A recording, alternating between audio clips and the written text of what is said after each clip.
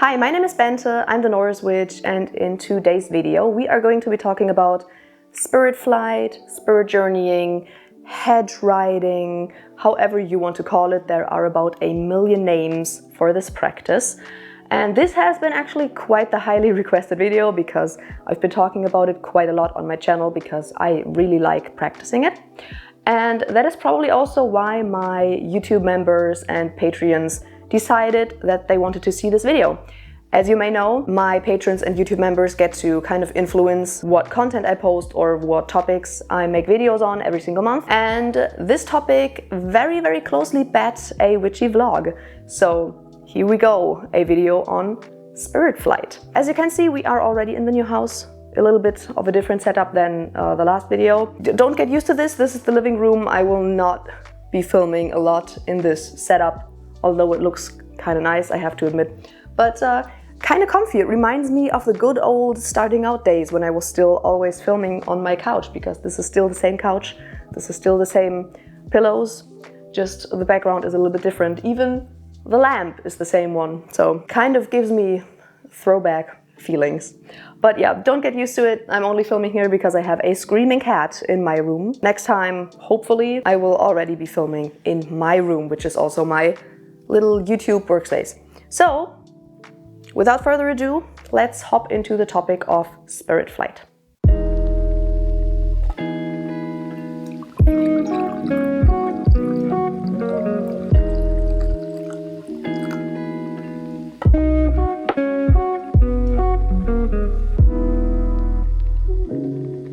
Okay, I guess let us start out rather basic with the question, what even is spirit flight? I guess most of you will probably have at least a vague idea of what spirit flight is or spirit journeying is, or you may have already heard the term astral projection, which I don't really think is the same thing, but we will get into that later. But what is spirit flight for anyone who doesn't know? Spirit flight, in short, is the practice of sending out, this depends on the culture and the tradition, either sending out your entire soul or a part of your soul to journey into the other realms, so some kind of other world. This of course also depends on the culture and the tradition, because this is a widely spread practice. A lot of different cultures practice some form of spirit flight, journeying, head riding. You can really only give a very vague description like this because the other parts will just vary depending on the culture and the tradition. The connecting factor, basically, the key point is sending out a part of yourself or your entire soul to travel somewhere, to do something. And usually it is either your entire soul or, in some traditions, like the Scandinavian one, for example, where the idea exists that the soul has different parts, multiple different parts that kind of have different jobs. Then in cultures like this, it's just a part of the soul that is sent away so that the other parts remain with the body, basically. And what you do on this journey also highly depends on the culture and the tradition. But it's usually something like either just exploring, sometimes it's just gaining knowledge, sometimes it's even something like battle magic or some kind of malicious magic, traveling to someone you don't like to do something to them or to steal something. Sometimes it's healing. That is actually a big part, is healing or battle magic. So either one of those. You can do a lot of different things with it. What I personally mostly do is either explore, gather some knowledge or some wisdom, or I do it a lot to communicate with spirits or deities. So either, for example, with my ancestors, with some kind of guides, with some kind of deity. That's what I do most often, simply because I kind of feel like while I'm journeying, I am much more open to a very open kind of communication. I'm not clairaudient or anything like that. So that is why doing it while journeying makes communication much easier for me than either using like my clairsentience or using tools like runes or tarot cards or pendulums. As I already mentioned, some cultures kind of have the idea that the soul is comprised of multiple different parts.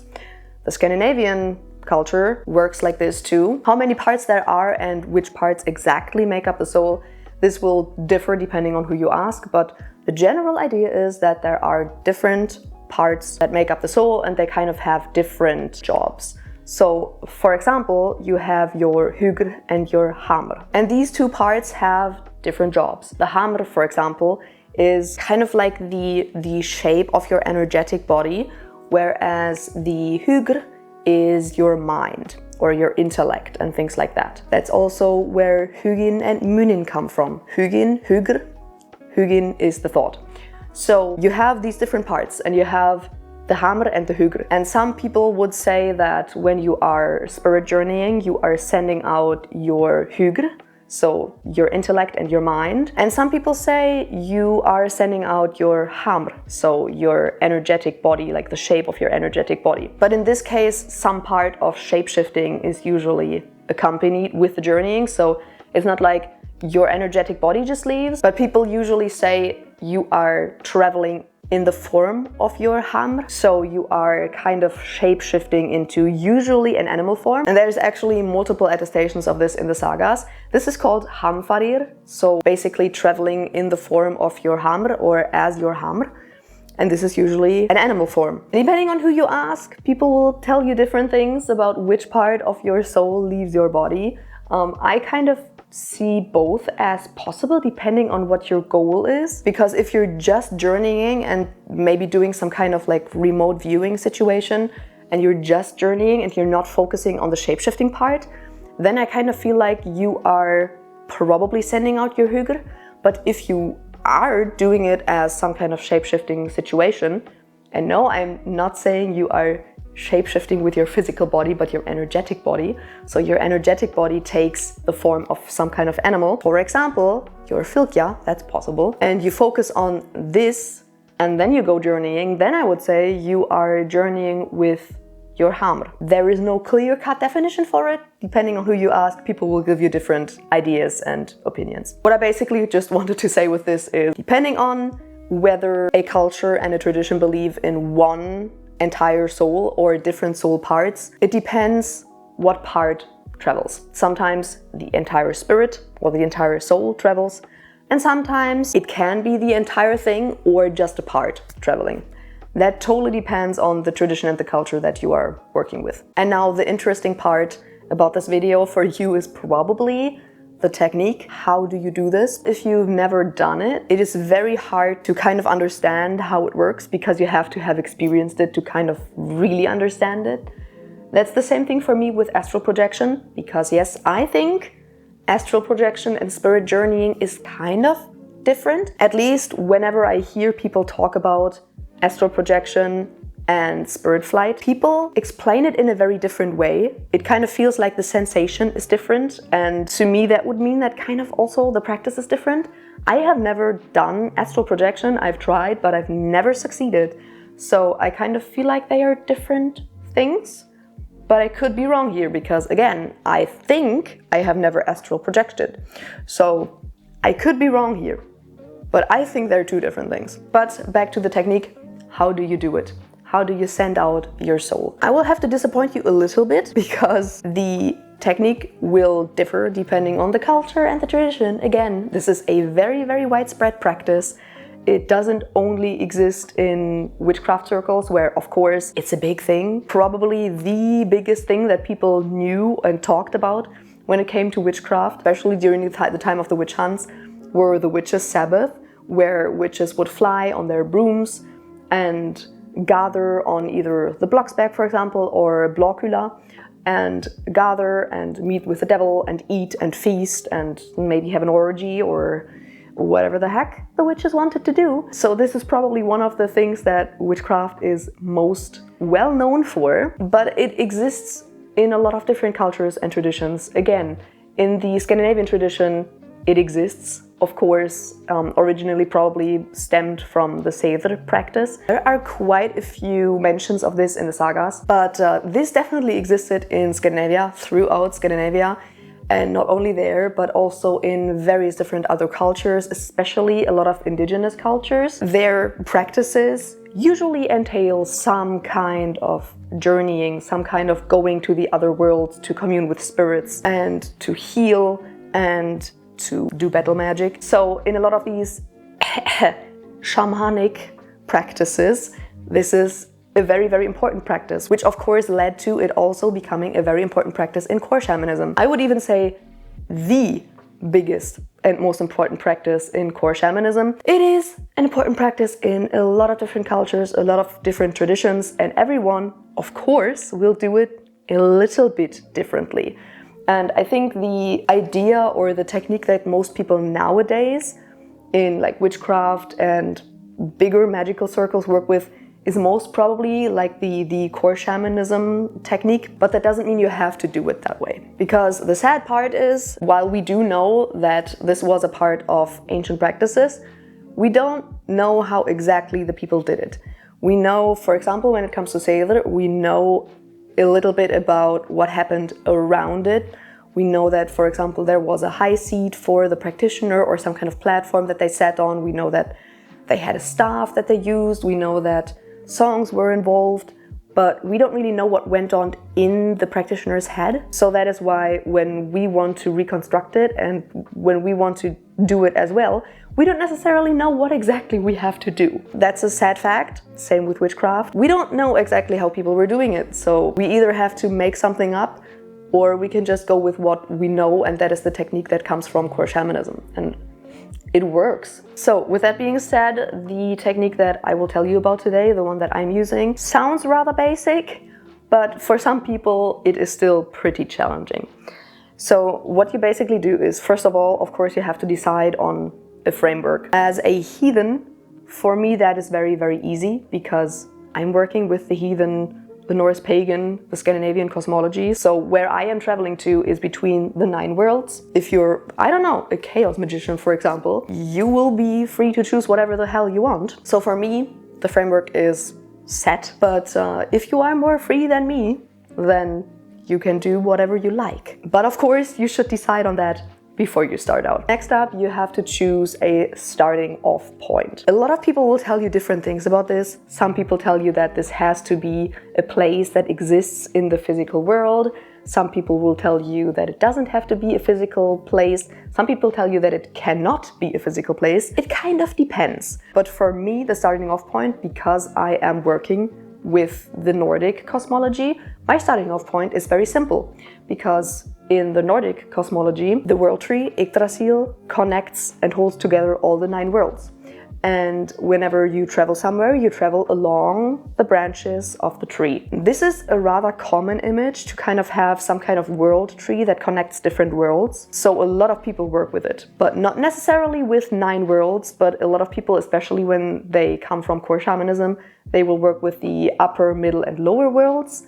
But again, that depends on what you want to do and if it makes sense with your religion or your practice. With that being said, my starting off point is very, very easy because it's already there. It's Yggdrasil. But if you don't have a starting off point that is like a fixed point like that exists in your cosmology, then you can make up your own starting off point. And again, a lot of people start with a tree because this image of a world tree connecting all the worlds is very, very prevalent and just works for a lot of people, but it doesn't necessarily have to be a tree. I personally believe you could start anywhere. You could also, I don't know, you could start off in a house and go to different rooms or whatever you want to do, whatever works for you. You just have to figure out what works best for you. A tree just seems to work for a lot of different people. But before you start out, know which framework you're working with and decide on the starting off point that you want to work with. And then it sounds easy, but the next part is you are going into a trance. For a lot of people, it's not that easy, especially if you're not used to doing meditation, for example, or if you have ADHD, if you have a low attention span, if you just can't sit still.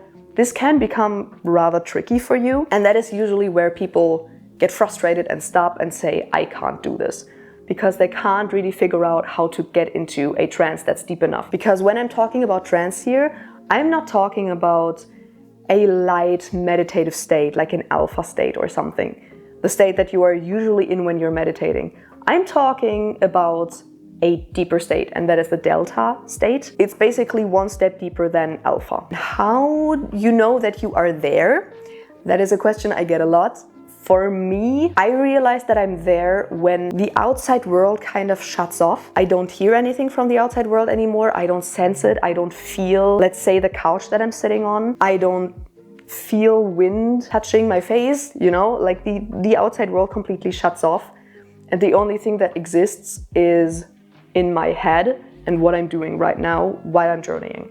That is how I personally know that I'm in this state. It's kind of comparable to when you are very, very close to falling asleep, because that is basically the same thing. Your brain is doing the same thing when you're going into a very deep meditation or a trance. It's doing the same thing as when it's falling asleep. So you probably know the state when you're nearly there to falling asleep. This state is where we need to go. And this can be very tricky for some people, depending on, of course, if you are, for example, skilled in meditation, if you're used to just sitting around being bored, or if you have a very, very low attention span, if you have ADHD, this can be rather challenging.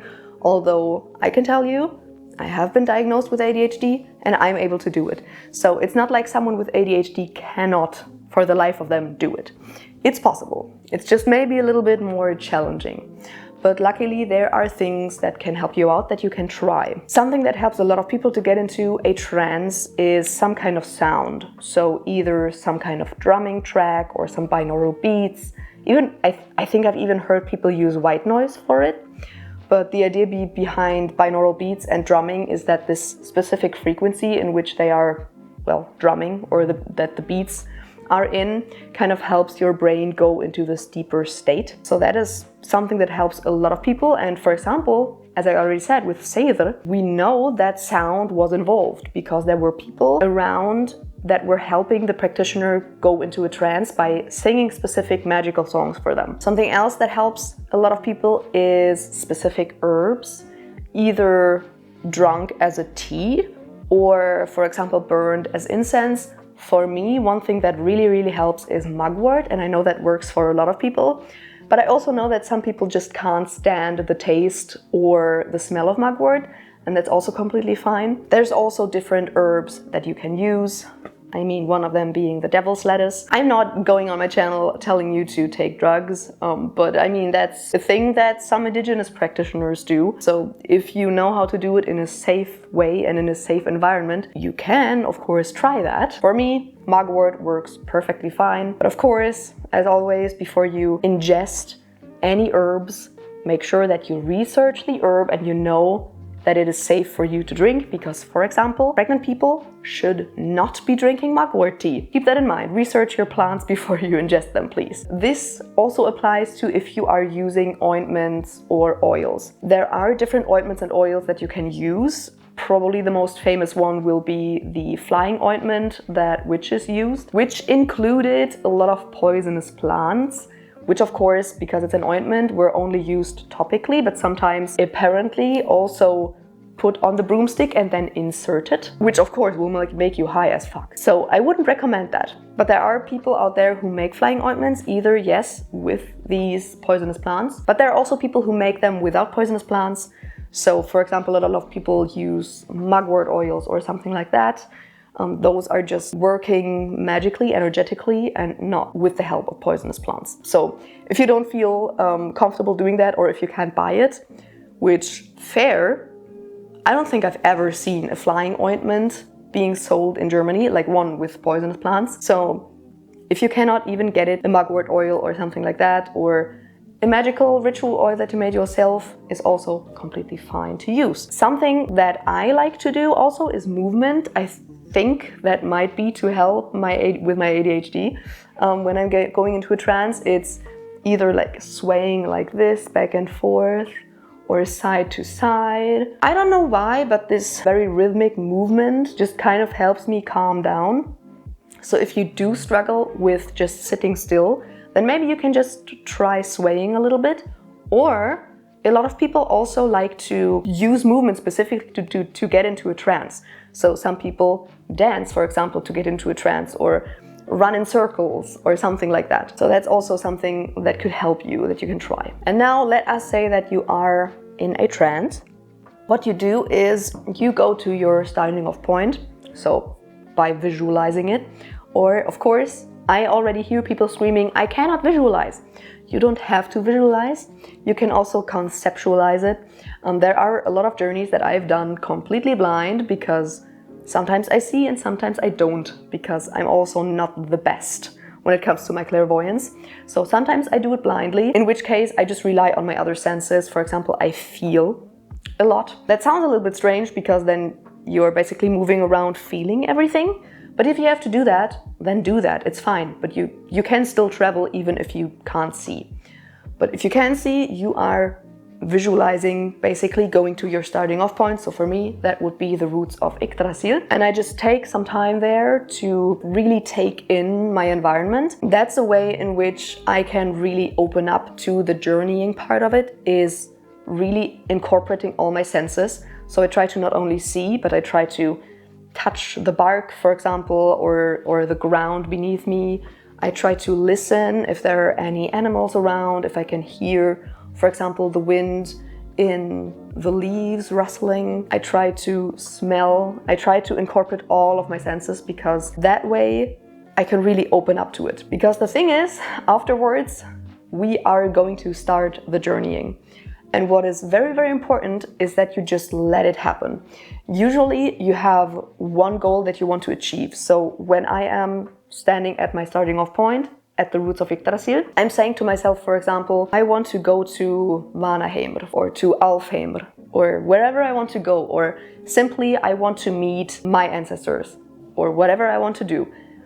I'm basically setting the intention, and if I feel like I could use some assistance or some protection, then of course I ask for it. We are there in the spirit world, so we can ask for some example of whatever allies we have to help us out. Because while I have personally never had an unpleasant situation or encounter while I was journeying, it is possible that it happens, because as we know, not all of the spirits out there are pleasant. It makes sense to bring some kind of protection, and because we are sending out our soul, our spirit, I personally feel like any talismans you have on, they will only help your body because you have them on your body, but you're sending out your spirit. So I kind of feel like talismans and stuff like that, and wards on your home, they will not help you if you are traveling somewhere else.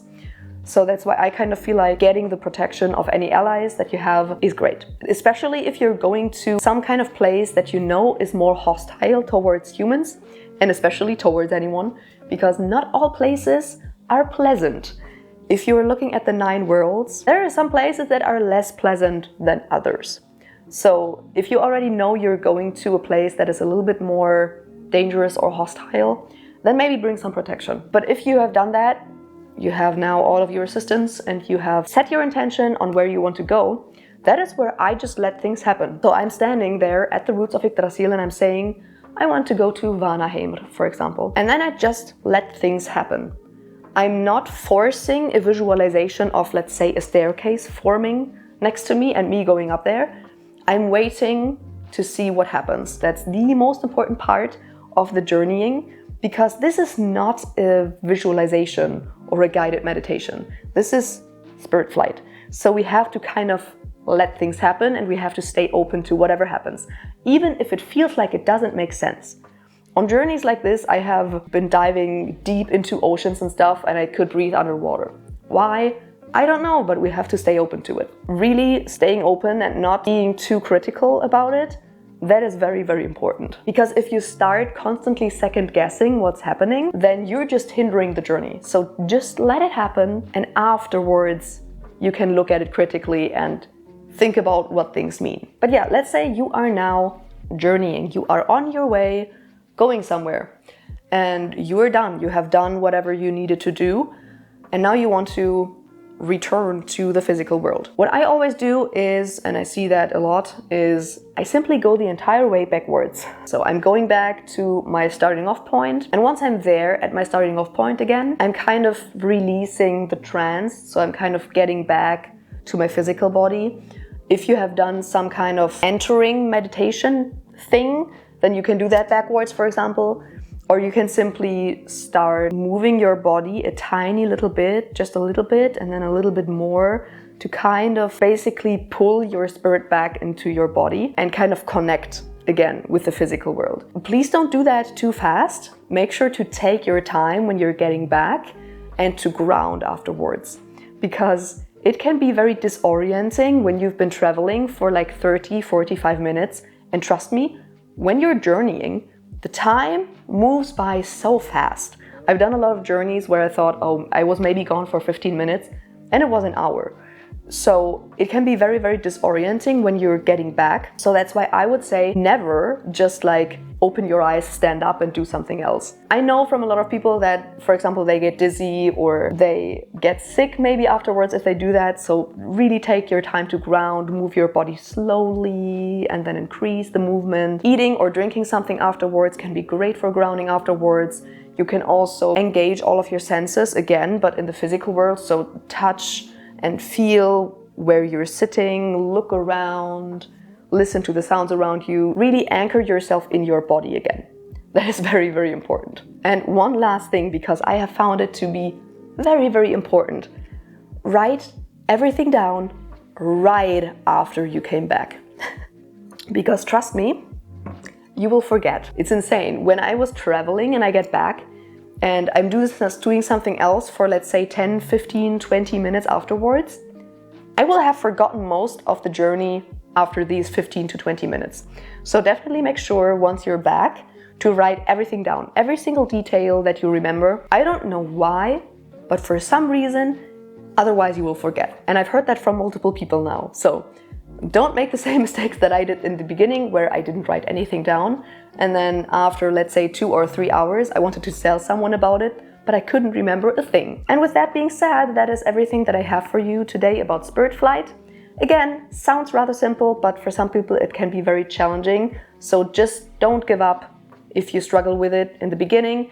Just work on it. It will get easier. It will get easier. I hope you enjoyed the video. If you did, make sure to subscribe and give a thumbs up. And ring the bell down below so that you're notified whenever I upload a new video. If you want to support my channel, then check out my Patreon or my YouTube membership. And I will see you in another video. Bye!